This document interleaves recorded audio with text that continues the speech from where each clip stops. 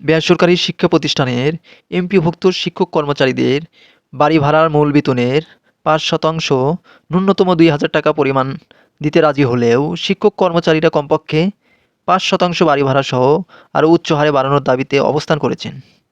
শিক্ষকরা এই দাবি মানতে অনিচ্ছুক এবং আগামী অর্থবছরে বাড়ি ভাড়া আরও ১০% বৃদ্ধি করার নিশ্চয়তা চাচ্ছেন।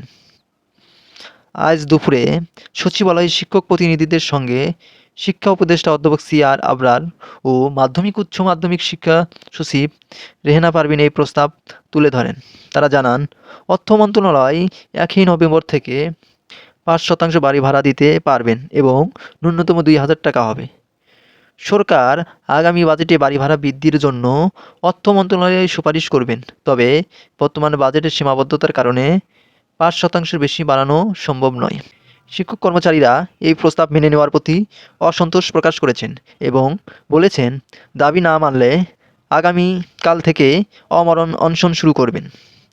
আন্দোলনকারী শিক্ষক নেতা দিলওয়ার হোসেন আজিজি বলেন, আমাদের আর কারো উপর ভরসা নাই, একমাত্র ভরসা প্রধান উপদেষ্টা মহোদয়ের।